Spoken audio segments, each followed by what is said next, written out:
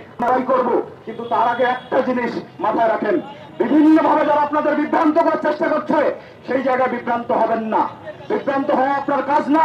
5 August পরবর্তী সময়ে সবাইকে সন্দেহ করেন, আমাদেরকেও সন্দেহ করেন, কোনো সমস্যা নাই, কিন্তু এই ধরনের সমস্যা, এই ধরনের বিভ্রান্তিমূলক পরিস্থিতিতে আপনারা যুক্ত হবেন না।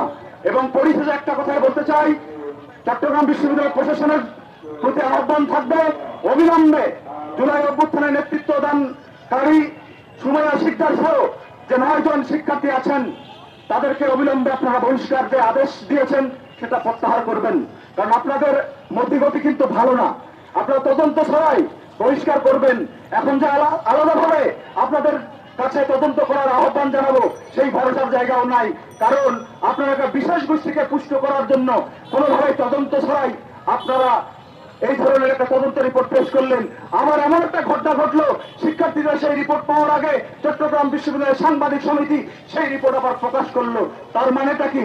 তার মানে এইখানে একটা ষড়যন্ত্রের রাজনীতি চলছে চট্টগ্রাম বিশ্ববিদ্যালয়ে, এবং তার সাথে জড়িত আছে চবিশাস, তার সাথে জড়িত আছে চট্টগ্রাম বিশ্ববিদ্যালয়ের প্রশাসন।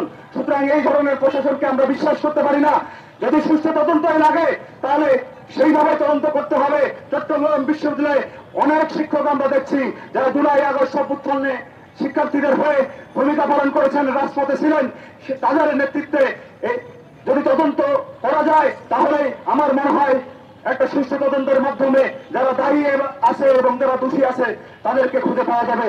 আশা করি আপনারা সেই দিকে যাবেন। শুভবুদ্ধির আপনাদের উদয় হোক, সেই আশাবাদ ব্যক্ত রেখে আমাদের যে সংহতি সমাবেশে সংহতি জানিয়েছেন ঢাকা বিশ্ববিদ্যালয়।